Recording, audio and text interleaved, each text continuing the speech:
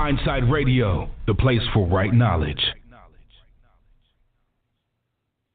All right, I'm back. Thanks for staying with me. All right, I put a link in the chat to the Definitive Treaty of Peace, 1783. And in this, I'm not going to read all the way through it, but in there, they reference the Netherlands in this treaty. And if you go down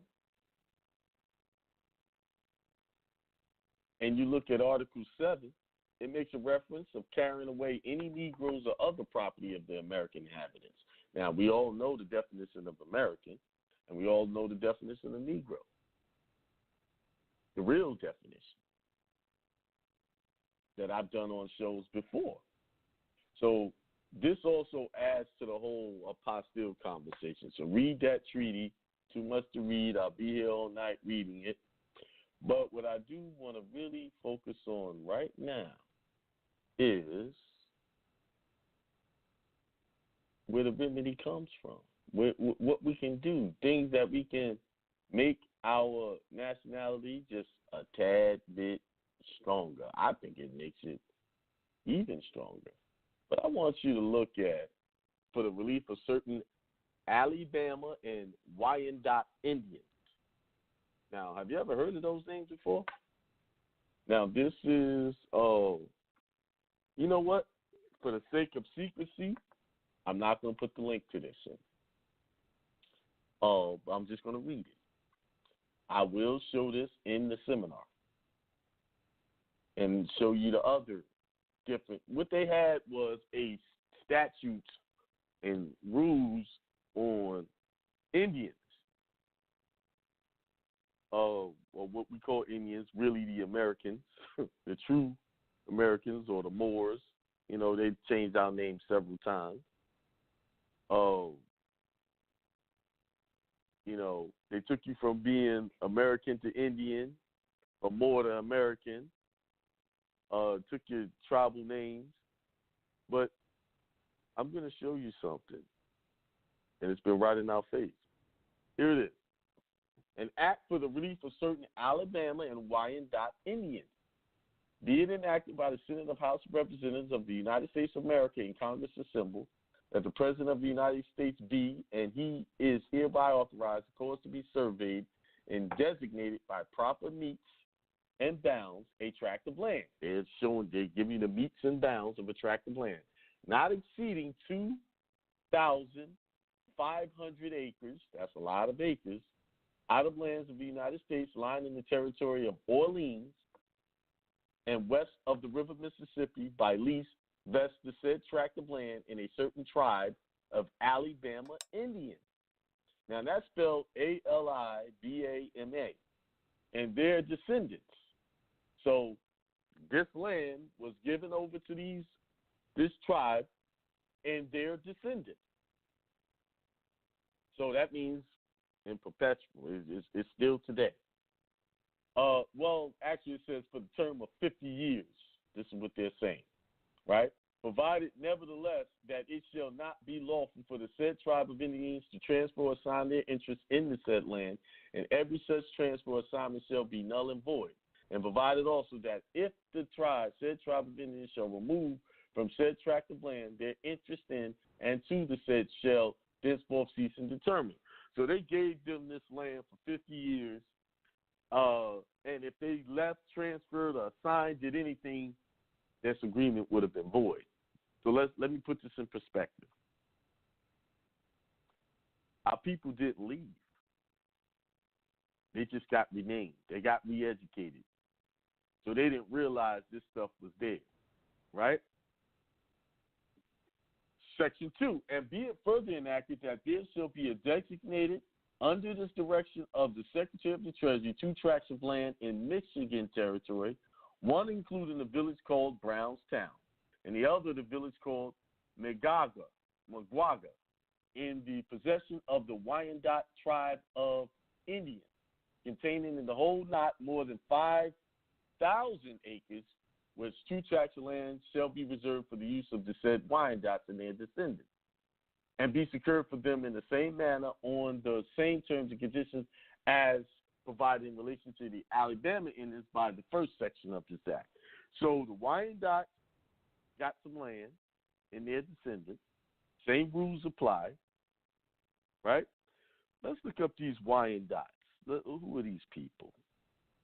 I think you can tell who the Alabama Indians are. Can you? That Alabama, the state of Alabama, right? Alibama. Now let's go and put in Wikipedia, or just do a search for these. Oh, I didn't copy that.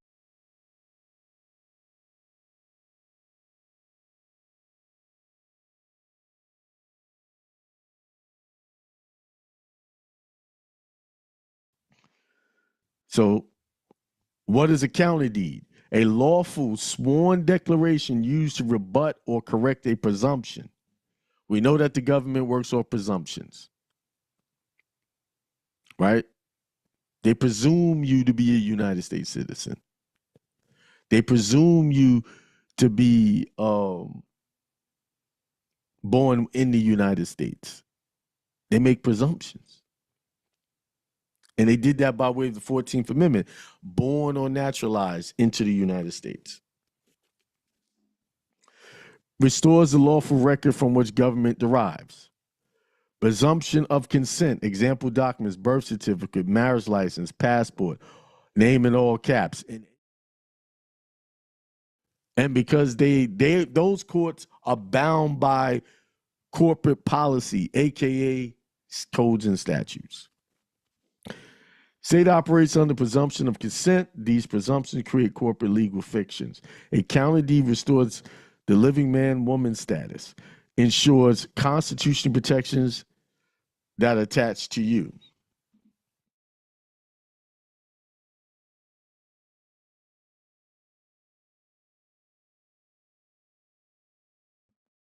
All right, doing my mic check. Peace, what's going on? It's June 8th, 2025, according to the man's calendar, the Gregorian calendar, the one that they made up, has nothing to do with God's clock. I hope y'all know that, right? The time construct that you are under right now is a artificial system. It's not the clock that God goes by. And because we go by these artificial systems, we tend to not hit the mark. We tend to have difficulties because we don't know. We really don't know what's right. Like, I have an idea of what's right, and I go off with the Spirit of God who speaks through me. But when I'm not in the Spirit of God, I get doubts just like anybody else. I get fears that pop up, concerns, trials come up. Do you realize if you're a person who meditates, who really is into connecting with your higher power, with the God within you, you know you have moments where you just know everything's right. And then when you step out of that mindset or that place, that secret room that what the Bible talks about, it's like you walk into another world of confusion, anxiety, depression, hate, anger, conflict. And that's really the truth of the matter. You're in two different realms of existence where you take your mind and you meditate and you just everything is peaceful. Just think about it. It's like let's see if we can do a brief exercise. Everybody just close their eyes. Just close your eyes and just close it. And say to yourself, you have no problems. There are no problems. There are no issues. Just say that. Just tap into the God within you and just say, there are no issues. Everything is perfect. And believe that. Like, feel that in you that everything is perfect. Everything is working out for my benefit. Say that to yourself. Everything is working out for my benefit and my highest good. This challenge that I'm facing right now is only going to do good for me. And then, so be it. It is. See, think about it. In that brief moment of you just thinking like that, oh, there was no problem. There really wasn't. The problem exists when we focus on it and we hold on to it. When we thinking, well, what is the outcome? I don't know what the outcome is. I don't know. No one knows how the day is going to end. All we know, the only everlasting knowing, infinite knowing that you ever have is what you're doing right now. That's all you know. And if you could just keep thine eyes single and focus on this now where everything's feeling good and why does it feel good? Because you chose and you contracted with the idea of feeling good. I'm gonna feel good no matter what it is. That bill that you facing that you seem like it's insurmountable and can't pay. And when you really think about it, how many bills that came upon you that you it seemed like it was insurmountable, and you worried and you got sleepless nights, and it still got paid somehow. So what makes this moment right now different? It's done. I don't care how big the bill is. It's paid in full. Because when you came into this world, you had no debt. You had none. And you still don't have any debts. I know, oh, but I got all these credit card bills. I got this car note. I got all that. Yeah, I know. No, physically. In the artificial world, you got bills. But in the world of heaven, the world of spirit, there is no bills. There is no such thing as a bill. Debt.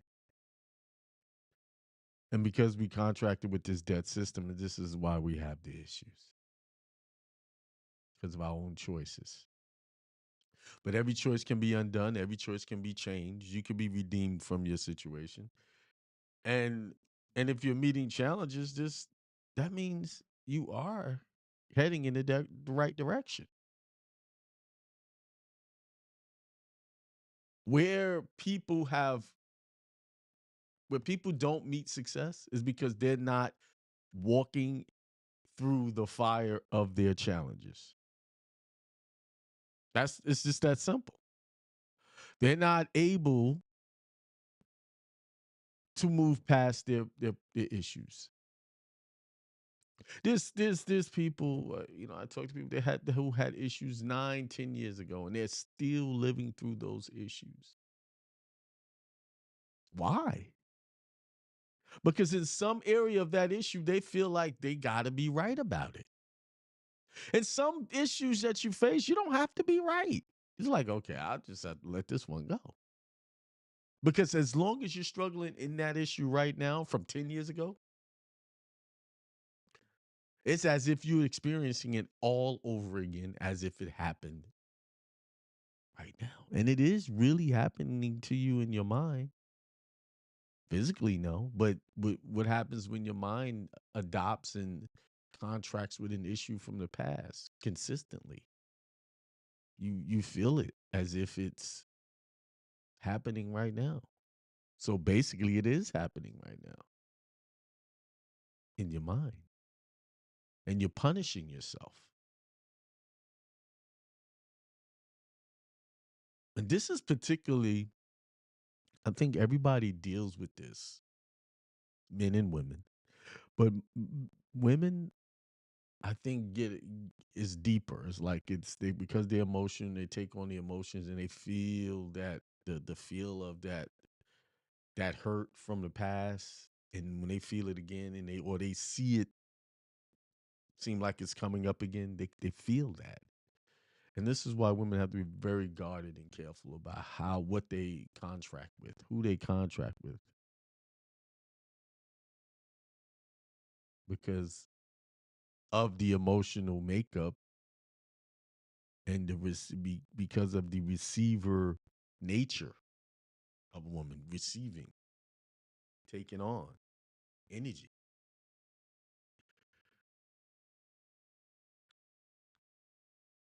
Got to be very careful. But there's always an answer. There's always hope. There's always a better outcome. And James chapter 1, it says this: My brethren, count it all joy when you fall divers into divers temptations. Basically, you fall into temptations. This is this version of the Bible. Knowing this, that the trying of your faith worketh patience. Let me get another version.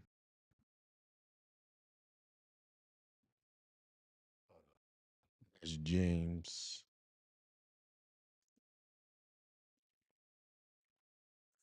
James comes after Hebrews. So let's see something that has some modern day English in it. My brothers and sisters, whenever you face trials of any kind, consider it nothing but joy, because you know that the testing of your faith produces endurance. And let endurance have its full effect, so that you may be mature and complete, lacking in nothing. Think about that. That your trials are helping you endure. You should be joyful about it, because you're going to end up lacking in nothing. I'll read it again. It says, My brothers and sisters, whenever you face trials of any kind, consider it nothing but joy. Consider it. See, it's a mindset shift. Don't rebel against it. Why is this happening to me?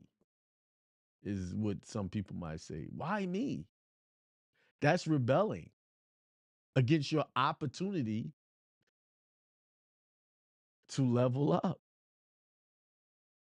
And as long as you rebel or you resist your challenges, you're going to keep facing them challenges. It's because the challenges that you face was for you and tailored, custom made for you to go through, not for anyone else.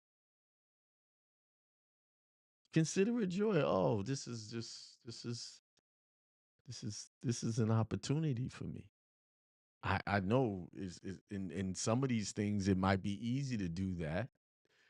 But in some situations where, especially when it involves other people doing you wrong, it may be difficult to accept that you should have joy in those situations. But if you allow yourself to go that far, push yourself past the ego, push yourself past wanting to be right, you'll see the joy in going through some things. Let's use a common issue that people have in relationships, and that is infidelity. Right? So you got cheated on, they did something that went against their I like the smoke coming up. It's over here, but it's like passing the camera. Sophia is just delivering her holy wisdom. So you got infidelity, right? Not to dismiss it as something that will not bring harm or hurt to you. Mostly it'll hurt your ego. But think about this. Just think about this for a second. Whatever they did with someone else. And it was your opportunity to see how strong your relationship is. To test the boundaries of your relationship. They test, hey, this person can't be trusted. Thank you for showing me that you cannot be trusted. See, what we do, we get into these situations, we get into this tug of war trying to get that person to do right by you. Walk away from that. That's not their job. And it's not your job to get them to do right by you. They should already have that built into them to do right. But your job is to protect your peace, protect your stability.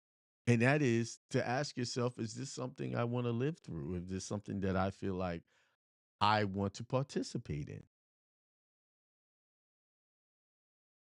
And it is your opportunity to release them from the even feeling of guilt or obligation to you and say, you know what, thank you. I really thank you for this challenging situation you and I have been through. It helped me realize how much I'm worth to myself. See, we look for self validation through people. And normally when people are running around and they jumping in and out of relationships with different people, that's them looking for some form of validation. But thank God you are not that type of person. That you don't need it. You're whole within yourself. The God within you tells you you're good enough. And anybody you decide to create a union with, it's just an addition to what you already have fulfilled within yourself. Just an add-on. And if they take that away, they don't take anything away from you.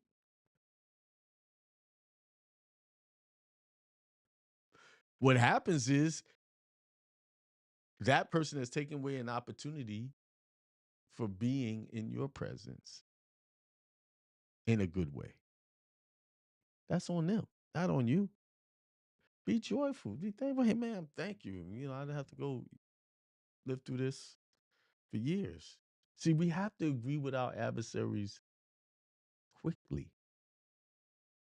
Agree with the enemy. And the enemy is the idea that you have to be right. Someone did you wrong. You're the victim. No, there's no victims. Your challenges should bring you joy because it lets you see the situation for what it is, the truth of it.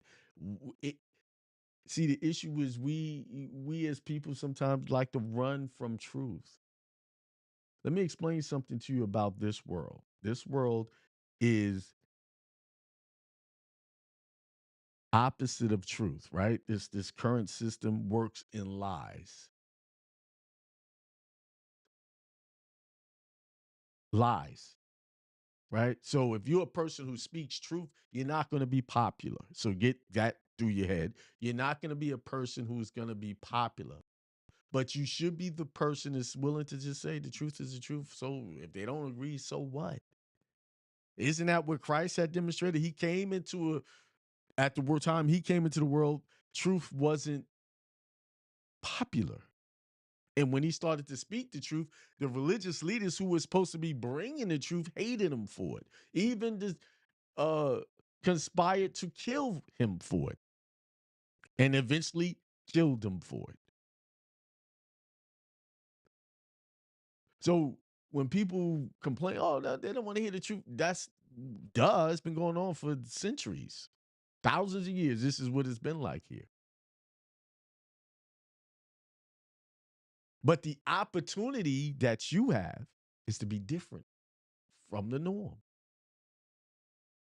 to be abnormal where in the world where untruths is normal, because that means you're the chosen one.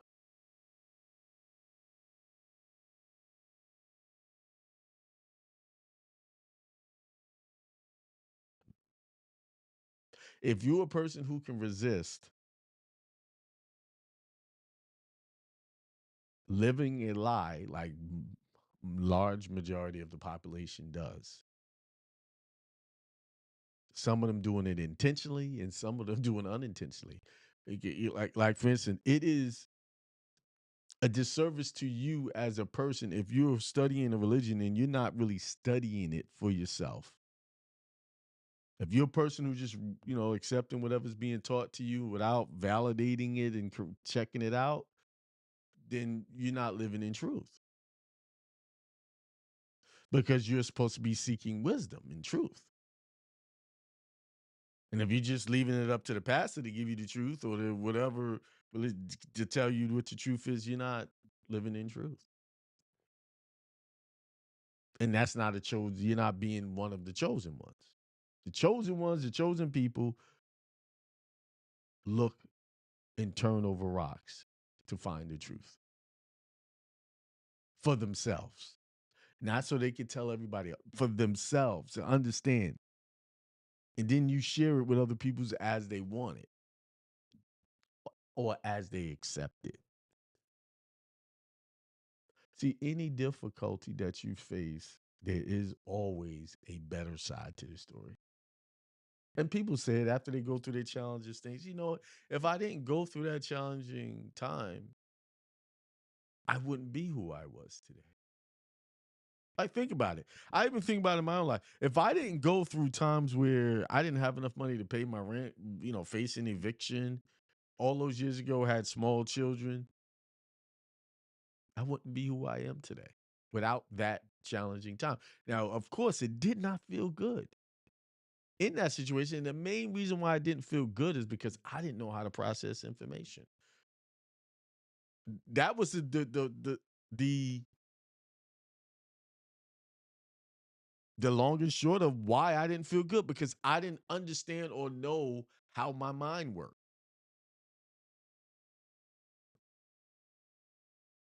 That I was bringing forth my own poverty through my own poverty mindset.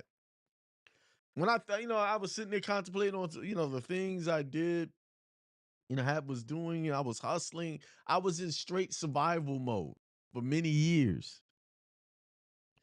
And that's how I thought. I gotta survive. I gotta make it. I gotta make, running to do this and make a little money here, a little money there. And then, as years went on and I got older and older, and I realized I don't have to chase money. Money will come to me. And all I have to do is sit there and collect it. But I had to change my mindset and say, I attract money. Money loves to be in my company. And it also loves when I circulate it, that I share it amongst out there. Loves that too. Y'all do understand money is not for you to just sit there and hold on to, right? First of all, it ain't yours to begin with. It's really, the money they get is not real money. It's supposed to be circulated and multiplied. As you get it, your monetary gain, you send it out. Because the more you send out, the more comes back multiplied. It has to circulate.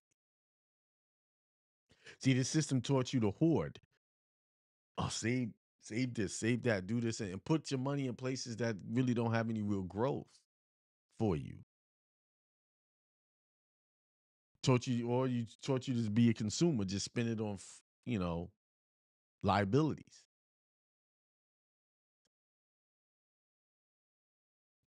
Let me finish this. It says,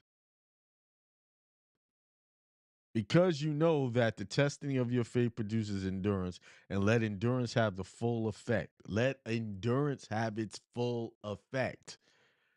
So you have to go fully through it so that you may be mature, because it's going to mature you and complete. It's going to complete you, lacking in nothing. So at the end of it, you're going to lack nothing.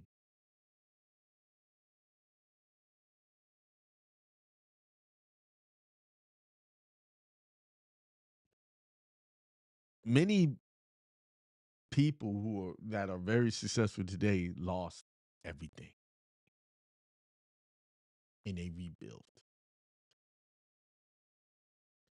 And a lot of times why you have to lose everything, or what they lost, what they thought was everything, because what they had at that time was what was holding them back from getting the real reward.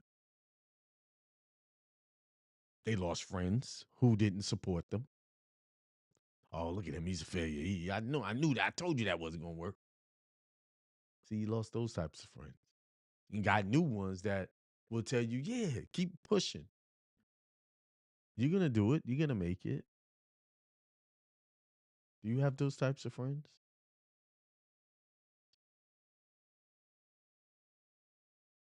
Do you have those types of friends that push you to make it? Or do you have the type of friends that want you to give them something and have nothing to give you?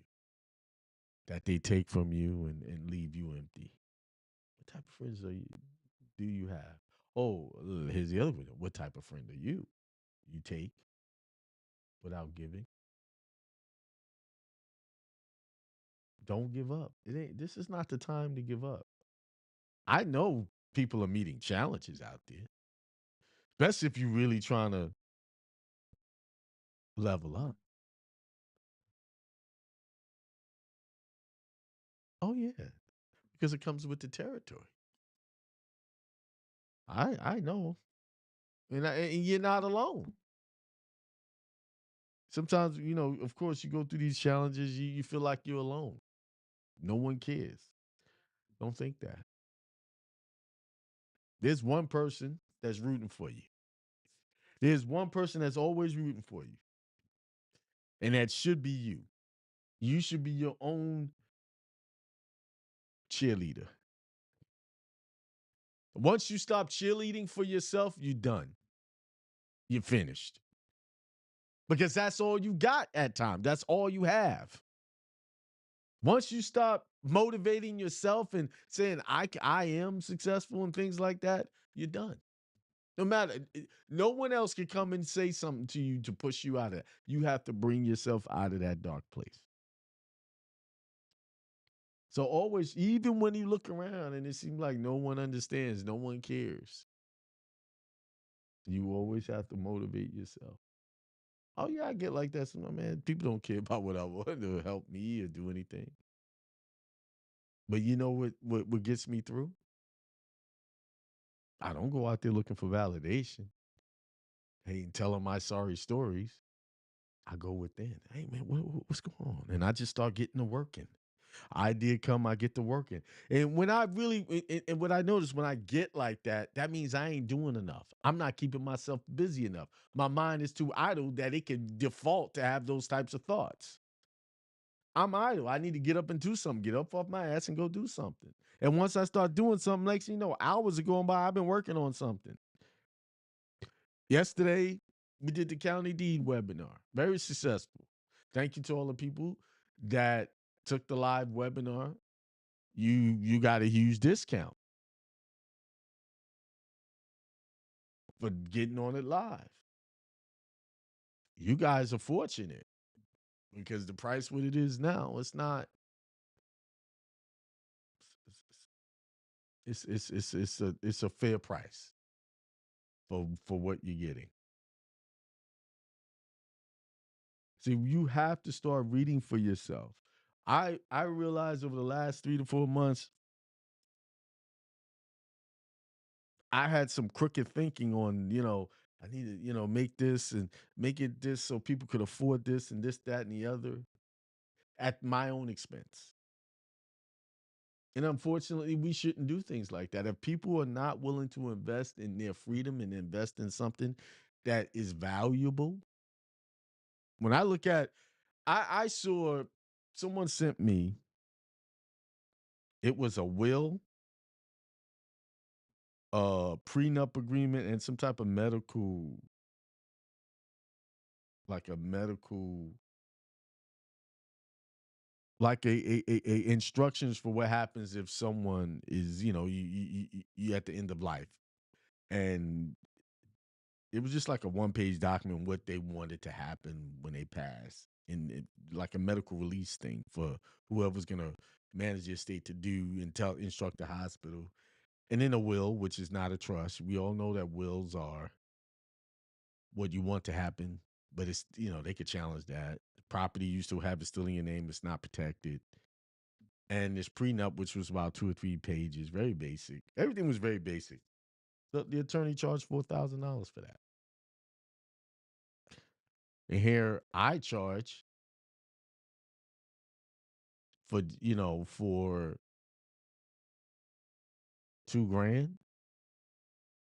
And the new setup is $3,000 that I have now. But they got a very basic thing that doesn't really protect them right now. Nothing to protect them right now. Everything is for the future, and all of the property was going in the names of the children, meaning that they're going to deal with capital gains taxes. So the attorney didn't even give them. Well, I can't say I wasn't part of that conversation, but there was no real asset protection, and it was major tax liabilities if property passed on to the children after that person passed. But I know my stuff is valuable. And I see people charging 10, 5, and like, well, what kind of prices are they charging? And this is what they're giving to people. We have to know our worth, and we need to charge for it. Okay. You need to charge what you're worth. One of the reasons why some of you are struggling is because you don't feel like what you have to offer is worth much.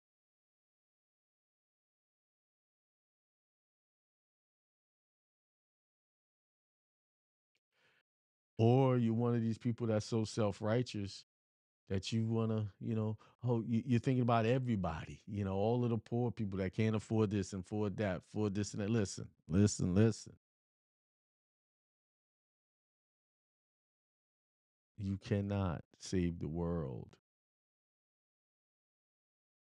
If you're trying to accumulate wealth, you got to put the price on it, because them same poor people are standing in line waiting on Jordans to come out at $400-$500 a pop. Those same people are spending their money on frivolous things that bring them no wealth. But yet you, self-righteous as you are trying to save them. They don't want to be saved. They just want what they want. When they get their hand on their money, they're going to go get what they want. They're going to go eat at that restaurant and pay that $100 for that meal. They're going to go to that store and buy that expensive designer bag. Regardless of they got enough money to pay for it, they're going to get it. But then they'll come to you. This is all about this. This whole message is about don't give up. And I'm giving you, opening up your mind to help you not give up. Because maybe your prices are just too low for you to survive. Because you're so self-righteous, you're trying to fix the world. You're trying to fix the poor folks. And I feel for the poor folks. But I can't, anybody in their right mind doesn't want to be poor. And the only way you're not going to be poor if you working and putting yourself in a situation for you not to be poor, just like they should be doing. Those same poor people come to you and tell you, why are you charging your people for everything? Well, just give us the knowledge. Some girl was on one of these social media. Just give us the knowledge. No, I'm not giving you anything. First of all, the way you're asking for it. Second of all, what makes this knowledge that I went and researched and spent my time and got remedy for me and so many other people, I'm just going to give it to you? When you're the same person that walks around and work for everything else to give someone else and pay them, you don't go in the grocery stores and say, I don't want to buy this because it's too high. You buy it because you need it. You see that you need it. See, that's how people try to devalue your work.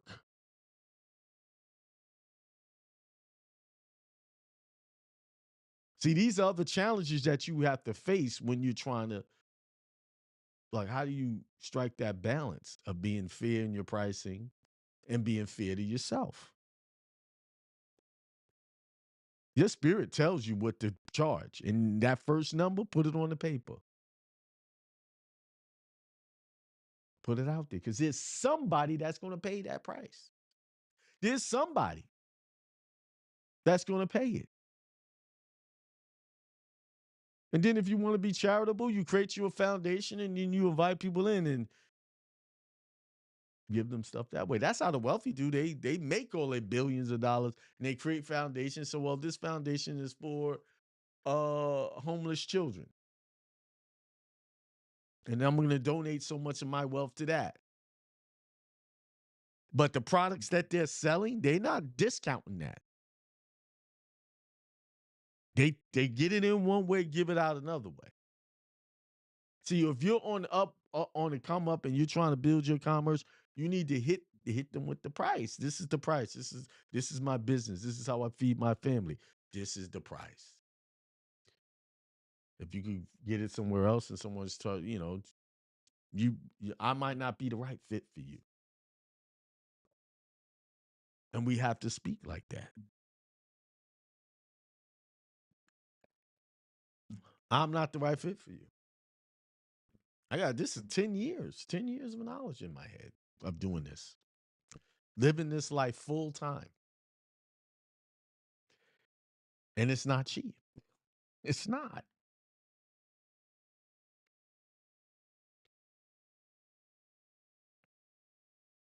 I conducted an experiment. Conducted an experiment. I two experiments. And they both taught me two valuable lessons. A valuable lesson. I did a free seminar, which I'll never do again. Because the poor people didn't want to hear it.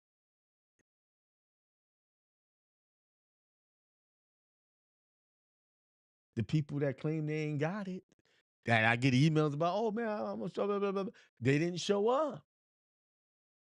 Well, it was a decent turnout, but no. I guarantee you, if I was giving out some ribs and some hot wings or something like that, some crab legs, everybody would have showed up. See, people value stuff that fill their belly, that's what they value. They're not valuing knowledge that they can take and pass down to the generations. And the second thing, I reduced my consultation price to $50. And I look at the numbers on my consultation, they haven't gone up any. They're about the same as when I had them at, I think, 97. About the same. That was just an experiment.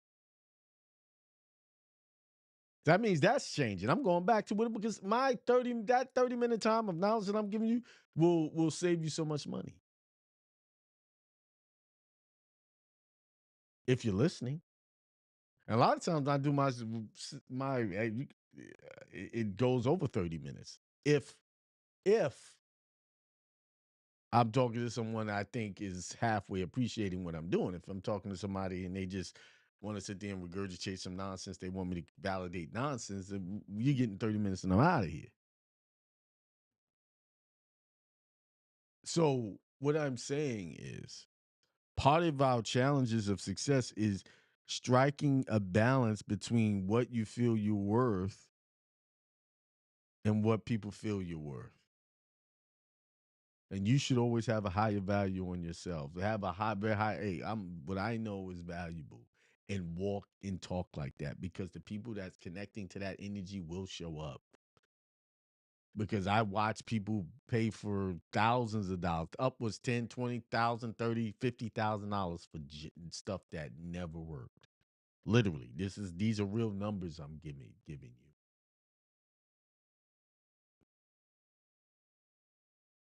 Real numbers.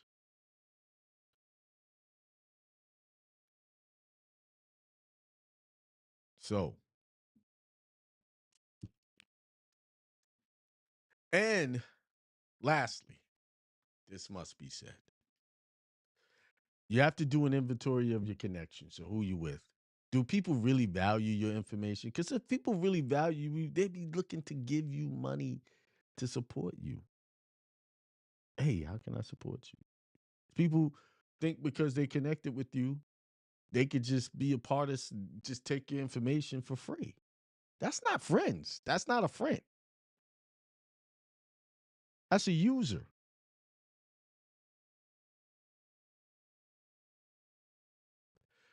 My friends if I feel like you got something, I'm gonna, hey, how much is that?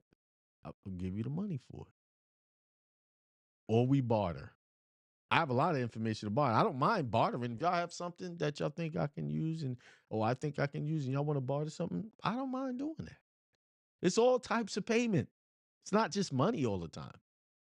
And I barter all the time. I got gold, I got silver, I got crypto from bartering. Y'all got some crypto y'all want to unload and y'all want to shit, y'all need something and feel like you can't afford the membership, but you got some crypto you want to exchange. I'm particularly looking for some XRP. If you want to, send me some XRP, I'll take some of it. I think one of the brother did that last year. It was that bartering that crypto that put me into the crypto game about 6-7 years ago. Brother came in and said, "Listen, man, I got some crypto. You want this?"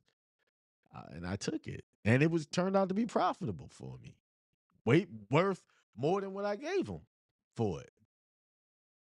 See, you got to get creative too. And I help people out. Sometimes people don't have all of the money to do certain things.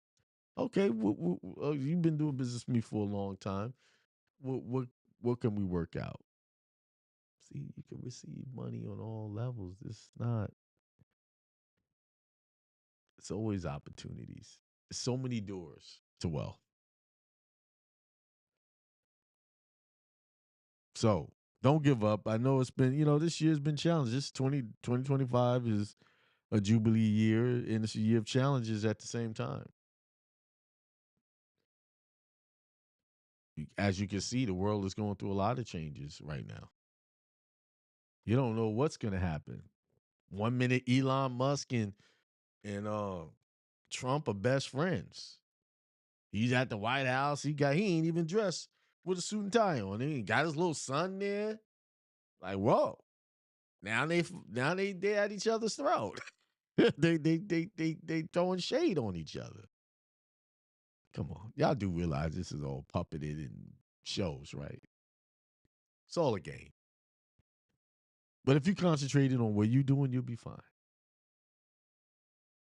So after you get off listening to me, and I appreciate all you guys who listen every Sunday, make an inventory of where you need to make some changes. And we should be doing that daily or weekly. Okay, how did this week turn out? Like a weekly check-in. Successful companies have meetings. They have report meetings, quarterly reports, monthly reports. They got all kinds of reports. They be having too many reports as far as I'm concerned. But that's them checking on the health of their business. Have you checked on the health of your business, your home business? On a financial level, emotional level, romantic level? Are you doing that? Y'all do know a lot of relationships fall by the wayside because you're not doing a check-in. Hey, babe, how am I doing? And tell me straight up. And don't be mad when you hear the truth. Don't be mad. It might irritate you because anything that's going to help you will irritate the hell out of you. Trust me. That's just life. And think about it. That feeling is temporary. You come to your senses, and you know what? That makes sense. If you with someone and you don't feel like y'all got no challenges, y'all gonna get bored with each other, and you ain't gonna be together eventually. I need those challenges. Not every day is gonna be sunny, but it's those challenges that make you stronger. Those things that y'all go through together makes you stronger. I don't know why the divorce rates, the relationship ending rates are so high because no one wants to deal with the challenges of working out their different personality conflicts and bringing harmony. When we live in a world where 1 minute is sunny and the next minute is thundering and storming outside. Yesterday was sunny for the most part. Then towards the end of the day, the sky opened up. But when you have that in your relationship, I'm too good for this. Not me. Everybody got these egos about what they not going to do, what they not going to go through. I'm too good for this. He ain't on my level. She ain't on my level. You know what the problem is? Think too much of yourself in that situation. Ain't nobody infallible. He without sin cast the first stone. Just like that person might have some issues and some trauma from their past. Most likely you have some traumas of your own you dealing with, some demons you fighting. But if you get into to partnership with someone and y'all fight them demons together, see, the problem is nobody want to fight the demons together. Y'all, you see that person go through something, I can't deal with that. I got my own. No, y'all work together. Now that y'all become one, you work together and fight them together. Have some honest conversations about them demons. What is it? and be willing to listen. But, if you're in a situation, having a conversation, you feel like you're always going to be right, then you're not going nowhere. Anyway, so I went from persevering and not giving up on your business, and to the end, we talking about protecting your relationship, fighting demons together, fighting the spirit of what we got going on now is this spell. I call it a spell or a ritual that they're consistently doing to divide the man and the woman. And unfortunately, some of us are falling for it. We're falling right into it. Hook, line, and sinker. Every video that most of these guys are making is about disrespecting, or complaining about what women are doing or black women are doing. I'm like, when did we get to this generation of men where we just sit around and have time to talk about what women are doing? Like, what the hell? What? And I still was flipping. I see these videos. I was like, wait a minute. I didn't grow up like this. I didn't grow up in a generation where, yeah, there was problems, but we didn't sit there and have this powwow about it.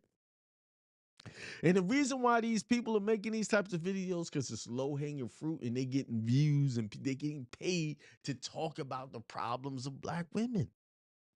And then you got the women who talk about men and black men getting money, just talking bad about each other. Isn't that crazy that they can get rich just by destroying people with their tongues? Nothing uplifting. And you do know the more you talk about a problem, it's going to stay that way. It's even going to grow. I made a video on my YouTube channel, and it was talking about, I was showing different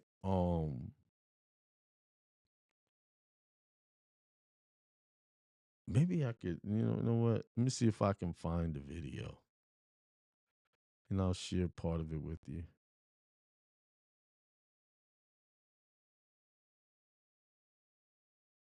Let me see.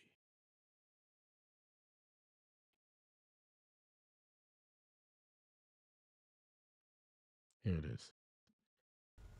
In the heart of Del Paso Heights stands the Center for Fathers and Families. Fatherhood means responsibility. The nonprofit was founded in 1994 to help fathers thrive. There's a lot of organizations serving moms, and we believe that if fathers are served as well, everybody will benefit from it. The center offers several programs and services like parenting classes and support groups. Practical parenting for that parent that just needs a little extra support, especially the fathers. Co-parenting, which is the most exciting class we offer.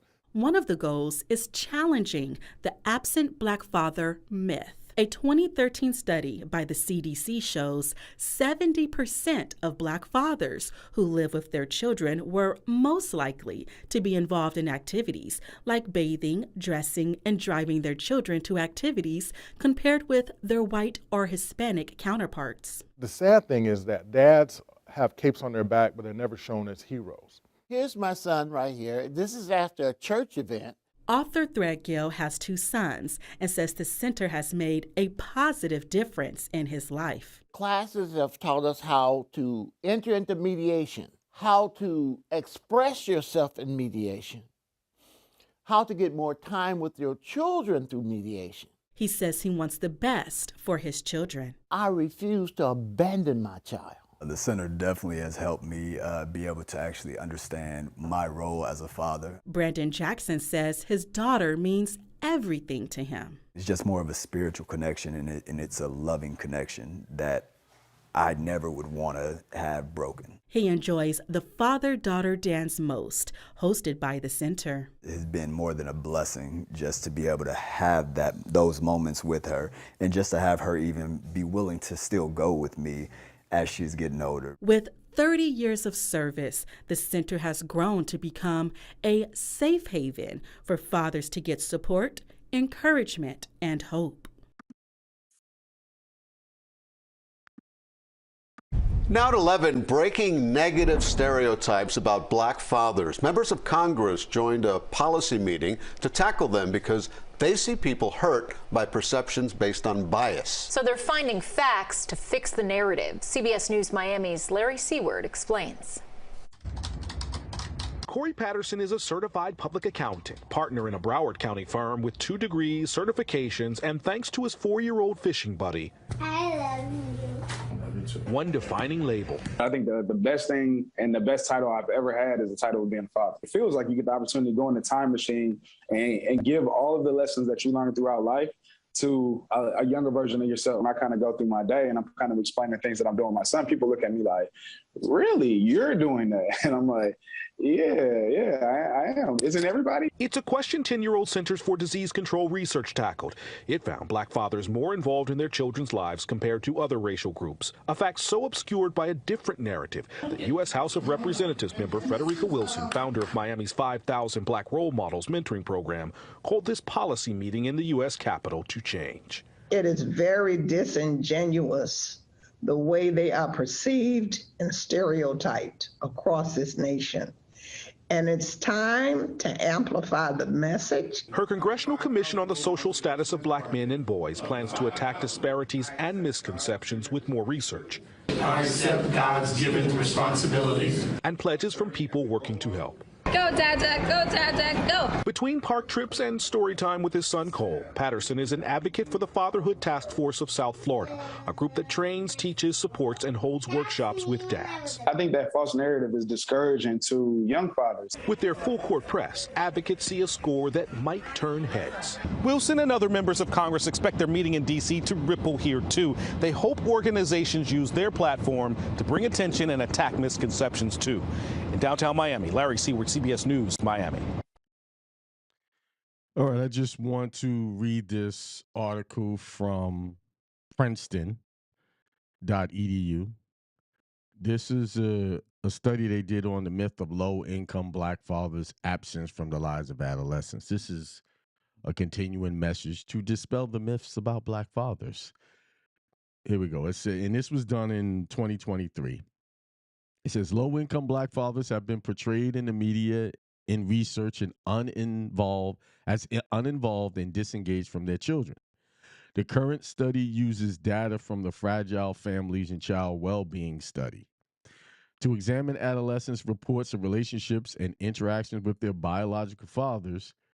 The results showed there were no significant differences amongst Black, Hispanic, non-Hispanic, white, and other fathers of adolescents' perceptions of closeness or interactions with fathers. After accounting for statistical controls, the association between race, ethnicity, and father involvement was not significantly moderated by mother-father residential status. The results substantiate what other researchers have concluded. Low-income, non-resident, and co-resident black fathers are no less involved with their children than fathers in other racial ethnic groups. So they have so many other studies. I'm going to show more. This is my tribute to fathers around this country and the world so that they can really get the credit they deserve, because fathers do put in a lot. Despite movies that show fathers being absent, and that's the narrative that they push in Hollywood. And I think what happens is we see stuff on TV, and you see similar situations to what you see on TV, isolated in situations, and then everyone is doing it. Everyone has this issue. So I can say from my own personal experience, my father's always been around. Since I'm 55 and he's been around those 55 years. I have 4 children and I've been around all their life. My daughter lives with me. I work with my son closely. He in our trucking company. So, and I have my oldest son have 2 children. He's with his children diligently, despite all of the negative talk about what black fathers do, there's still fathers out there pushing through all of that negativity and still handling their business. So, to continue, I got more to show you. So, here's a video with Oprah, someone you guys love and trust. This is from June 30th, 2020. Her talking about black fathers and the myth. So, let's listen to it. There's been this landmark study from the Center for Disease Control, which debunked many of the myths surrounding black fathers. It found that the majority of black fathers live with their children. Black fathers are more likely to help their children with their homework, prepare meals, bathe and dress their children compared to fathers of other races. So the absent or deadbeat black father myth that many in America believe is really more like a lie. There you have it. Now, I played that. It's up on my TikTok, I think Instagram. I don't know if I put it up on YouTube. I'll put the whole video up on YouTube. But this is one of those things where it's a myth and the studies show it, but people still want to believe what's bad. Because out of all of my videos, that has usually I put a video up, I get likes, I get alert. But that video, let's see. I'll tell you. To show you how people are programmed just to stay ignorant. And they want to believe the lie about you.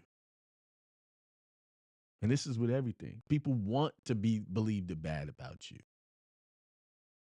And brothers, you got to push through that. You got to, okay, this is what these people do. Who cares? I'm going to still do what I got to do.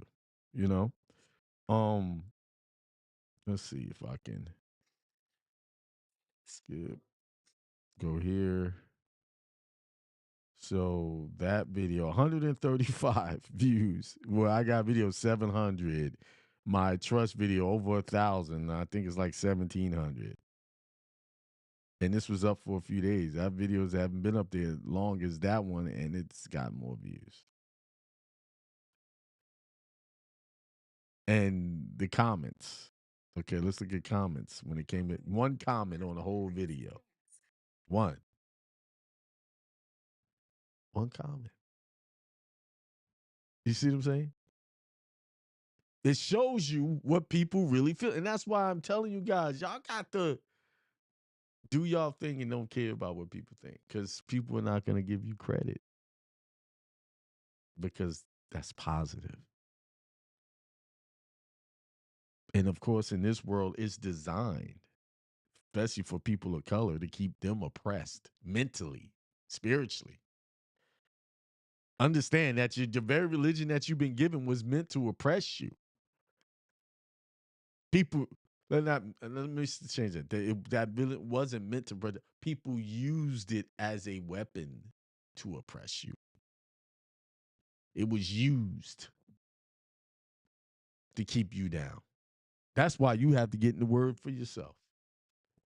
You have to bring out the God in you for yourself because nobody's doing it for you. And that's why I think Father's Day is next weekend. So I think that was timely that I got the motivation to even make a video about that. You see? And it just shows you can put the facts in people's face and they'll still. See, what it is somebody get into a bad situation with someone and everybody's like that. Every man is like that. Every woman is like that. It's not true. It's the woman or the man you chose or choosing is like that. So person you need to check is your choices. You. Why are you picking these bombs? Because when it comes to the black fathers, and I said it in the video, true fathers, true good men, they don't even tolerate a man in their presence that's not doing for his children. We don't tolerate that. I'm hanging out with a dude and I know he ain't doing right, which I don't even have that opportunity really, because everybody I know is actively dealing with their children and doing things for their children. We're not hanging out if you ain't taking care of yours. We're not doing that. I got a perfect example, my father. And then I pass his example on to my son. And I'm about to be a grandfather soon, some later on this year, sometime again, by one of my other son, Hakeem Jr. So, and I'm gonna have the same speech I had with him to my older son. Hey, listen, you're gonna have challenges, but you got to do what you got to do to be in your children's lives. All right, there you go. Sunday, y'all got a little bit of everything today. But keep on, keep it on, keep it going. Don't get discouraged. It's never too late to start over. It's never too late to be that success you say you're gonna want to be. It's not too late. Don't even get that ahead. Get it done by any means necessary, without harming people, of course. All right. With that being said, peace, prosperity. Oh, you know what? I'm gonna leave y'all a little bit of this snippet of this old show. I've been playing old shows lately. That being said, peace. Yeah. Hang on. Copy and paste. All right. Indians.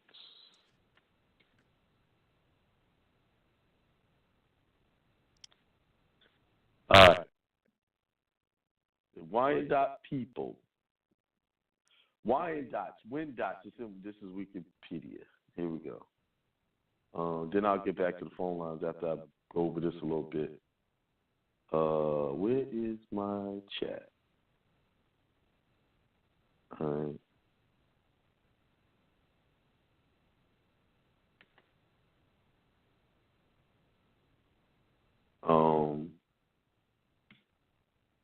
All right, I see you there in the chat. I'll answer that in a minute. But let me go over this and I'll talk about that. All right, Wyandotte. The Wyandotte people, or Wendat, W-E-N-D-A-T, also called the Huron Nation, is your nation, and Huron people, are an Algonquin-speaking peoples of North America who emerged as a tribe around the north shore of Lake Ontario.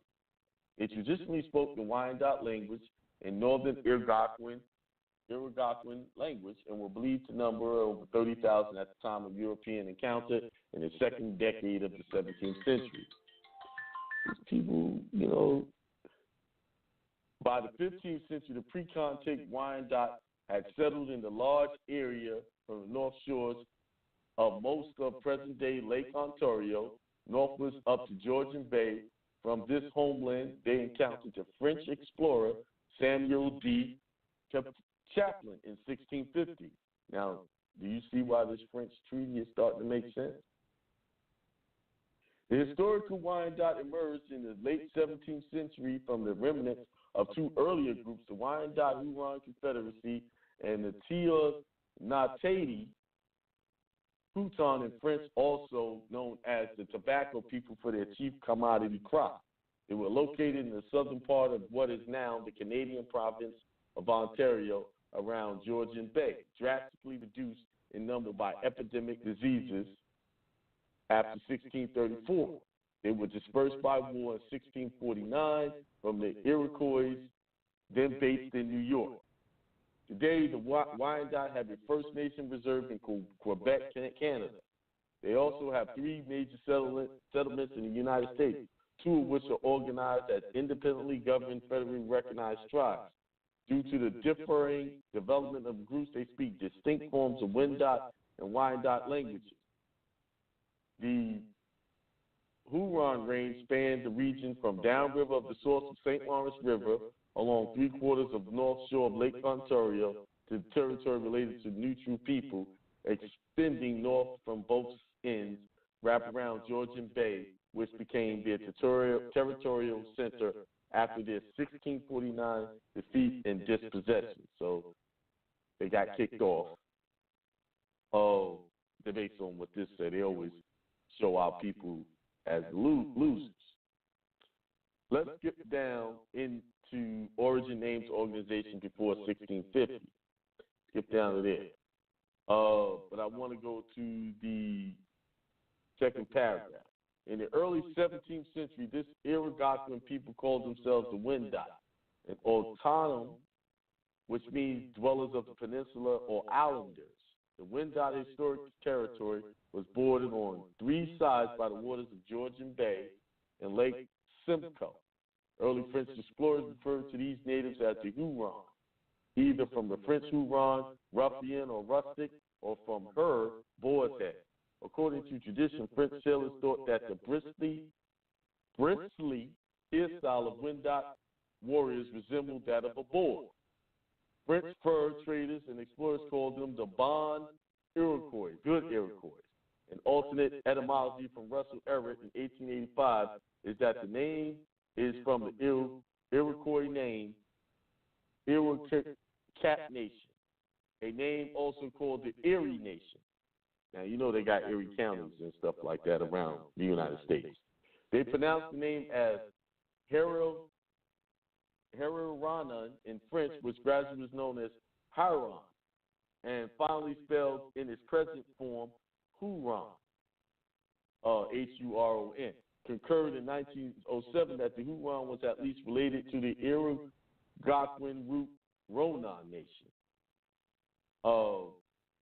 You see it says Ronan or Ronan. Etymological possibilities come from the Algonquin words Kairon, straight coast, or Turon, crooked coast.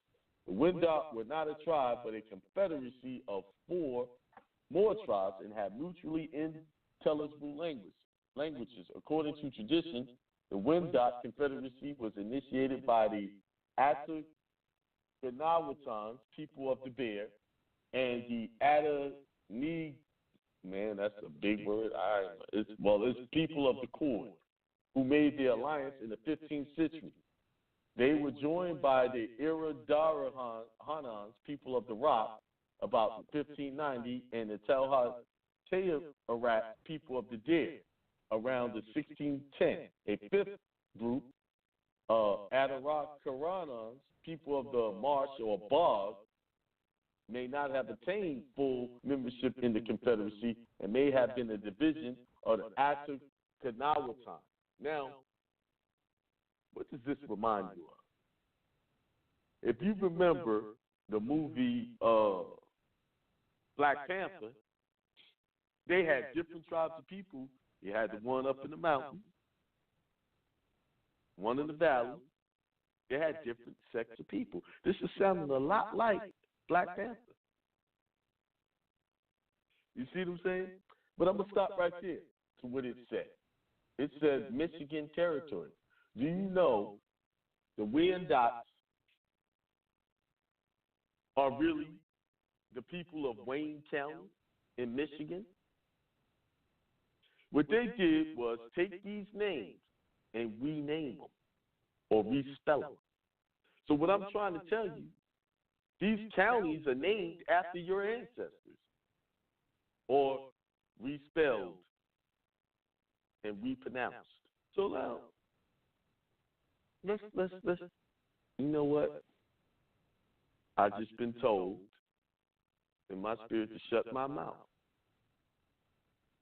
We'll talk about that in the seminar this Saturday, because this has profound implications